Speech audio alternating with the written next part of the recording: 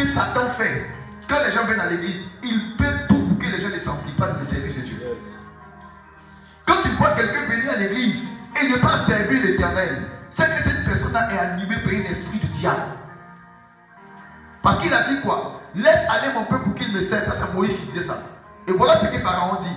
Pharaon dit, ils vont servir Dieu. Pourquoi? Ils vont me servir.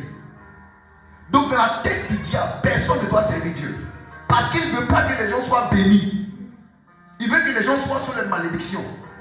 C'est pourquoi ce matin j'ai expliqué comment, quoi? Les bénéfices liés au service de Dieu. Matin j'ai expliqué ça, les bénéfices liés au service de Dieu. On va mon gros cahier là. C'est bon, c'est ici. Les bénéfices liés au service de Dieu. Lorsqu'un homme ne sert pas l'Éternel, il y a des bénéfices que tu n'auras jamais. Et j'ai expliqué que l'un des bénéfices liés au service de Dieu, c'est l'honneur.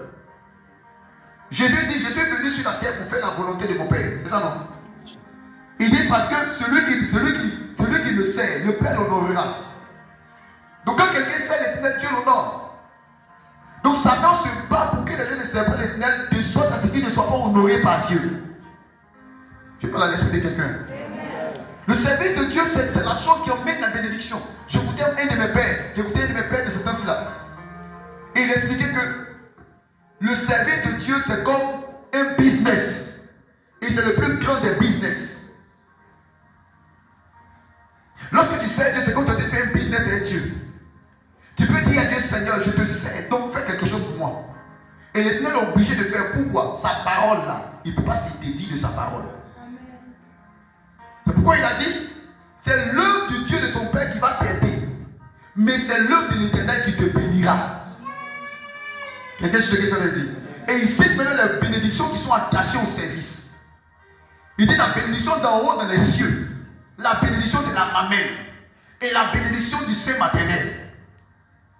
Il dit, vous servirez l'Éternel et je bénirai votre paix, c'est-à-dire ton salaire. Ensuite, je bénirai vos os. J'éloignerai la maladie du milieu de vous. Il n'y aura pas de femmes stériles, de femmes qui avortent. Il y a des gens, par exemple, qui prient contre la sorcellerie. La Bible dit, je mettrai la terreur devant vos ennemis. Vous savez, quand quelqu'un est de servir l'Éternel, il y a une terreur qui vient devant ses ennemis. Quand quelqu'un sert l'Éternel, c'est compliqué de l'envoûter. Si tu vois quelqu'un qui sert l'Éternel qu'on l'envoûte, il y a une chose qu'il ne fait pas, il sert Dieu mal. Ça veut dire qu'il ne sert pas Dieu sacrificiellement. Donc le service de Dieu d'abord est un pays, c'est la porte d'ouverture des bénédictions.